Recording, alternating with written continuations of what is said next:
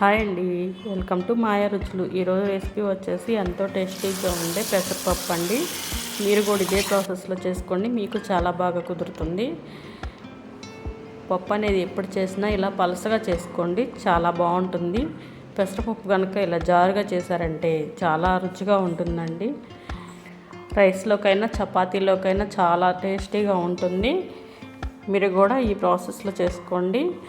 ఇప్పుడు ఈ రెసిపీ ఎలా చేసుకోవాలో వీడియోలోకి వెళ్ళిపోదాం. ముందుగా స్టవ్ మీద కళాయి పెట్టుకొని దీనిలోకి ఒక గిద్ద పెసరపప్పు వేసుకొని ఫ్రై చేసుకోవాలండి. ఫ్రై చేసుకొని కర్రీ చేసుకుంటే చాలా టేస్టీగా ఉంటుందండి. పప్పు పచ్చివాసన లేకుండా బాగుంటుంది. ఇలా తిప్పుకుంటూ ఫ్రై చేసుకోవాలి. పప్పు అనేది మాడకూడదండి, మాడకుండా ఇలా ఫ్రై చేసుకోవాలి. ఇలా ఫ్రై అయితే సరిపోతుంది. ఇప్పుడు తీసేసుకొని ఒక గిన్నెలో వేసుకొని వాటర్ పోసుకొని కడగాలండి. 2 సార్లు కడిగి వాటర్ పోసుకొని మళ్ళీ స్టవ్ మీద పెట్టుకొని ఉడికించుకోవాలి.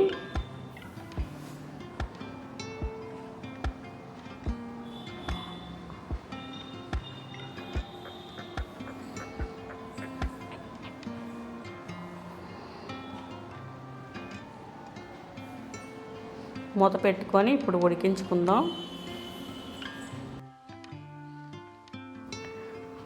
పప్పు ఉడికేలోపు చింతపండు 4 రెబ్బలు ఒక బౌల్లో నానబెట్టుకోవాలండి వాటర్ పోసుకొని. ఇప్పుడు ఒక ఉల్లిపాయ 2 పచ్చిమిర్చి కట్ చేసుకోవాలి.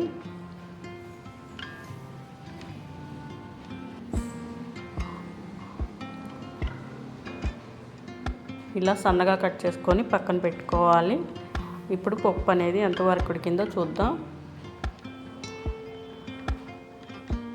పప్పు ఇలా 3/4 వంతు ఉడికిపోయింది. ఇప్పుడు దీనిలోకి కట్ చేసుకున్న ఉల్లిపాయ పచ్చిమిర్చి వేసుకొని ఒకసారి గంటతో మిక్స్ చేసుకోవాలి.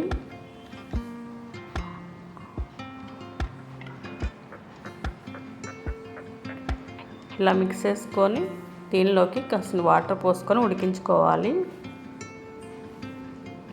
మూత పెట్టుకొని ఉడికించుకుందాం.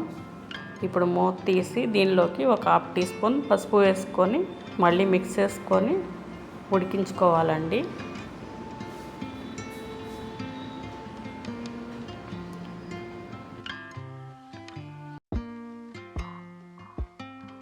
పప్పు ఇలా 2 నిమిషాల్లో దించుకుంటున్నాం అనుకున్నప్పుడు దీనిలోకి 1 టీ స్పూన్ కారం వేసుకోవాలి. వేసుకొని ఇలా మిక్స్ చేసుకొని ముందుగా నానబెట్టుకున్న చింతపండు వాటర్తో సహా ఇలా వేసేసుకోవాలి. వేసుకొని మళ్ళీ గంటతో మిక్స్ చేసుకొని 2 నిమిషాలు ఉడికించుకుంటే సరిపోతుందండి. దించేసుకొని పప్పు మెదుపుకోవచ్చు.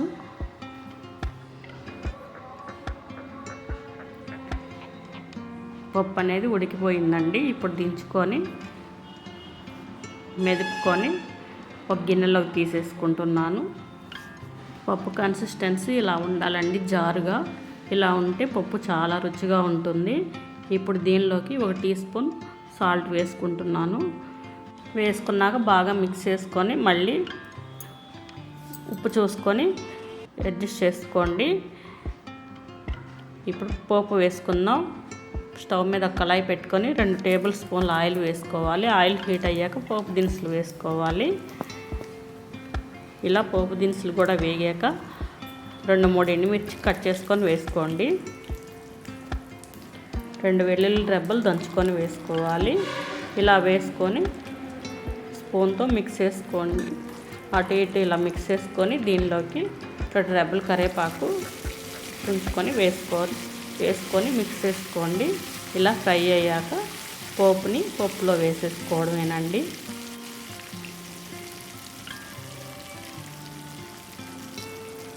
ఇప్పుడు పోపుని పప్పులో వేసేసుకుందాం.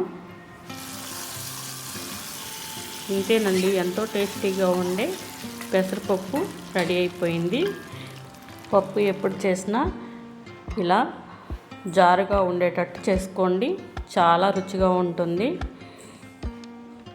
మీరు కూడా ఈ పప్పుని ట్రై చేసి మీకు ఎలా వచ్చిందో కామెంట్లో చెప్పండి. మా ఛానల్ని like and share and subscribe చేసుకోండి. మీ ఫ్రెండ్స్కి మీ ఫ్యామిలీ మెంబర్స్కి షేర్ చేయండి. Thank you for watching.